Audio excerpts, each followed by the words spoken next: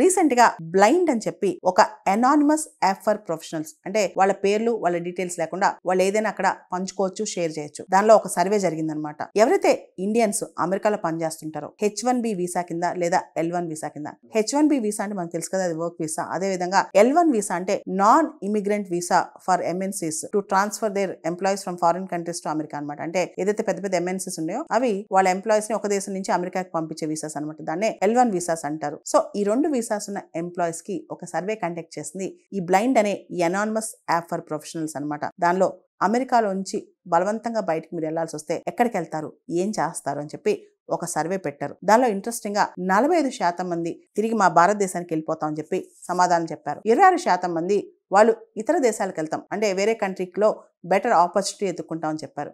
And 29% మంది మేము ఇంకా ఏ నిర్ణయం తీసుకోలేదని చెప్పారనమాట.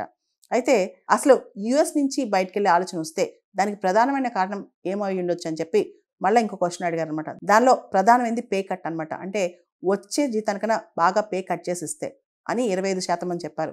లోయర్ క్వాలిటీ ఆఫ్ లైఫ్, అంటే క్వాలిటీ ఆఫ్ లైఫ్ తగ్గుతుంది, ఇంకా తగ్గితే కనుక మేము వెళ్ళిపోతాం అని చెప్పి ఇంకో 24% మంది చెప్పారు. ఇంకొక 13% మంది ఇక్కడ కల్చరల్ అండ్ ఫ్యామిలీ అడ్జస్ట్మెంట్, అంటే ఇక్కడ సంస్కృతి కానీ కుటుంబం అడ్జస్ట్ కాలేకపోవడం కానీ, ఇంకొంతమంది జాబ్ ఆపర్చునిటీస్ తగ్గడం వల్ల మేము వెళ్తామని చెప్పారనమాట. ఇలా చాలా మంది అమెరికాని వదిలేయాల్సిన పరిస్థితి వస్తే ఎక్కడికి వెళ్తామంటే మా దేశానికి వెళ్తామని చెప్పారనమాట. అయితే భారతదేశం గొప్పదా, అమెరికా గొప్పదా?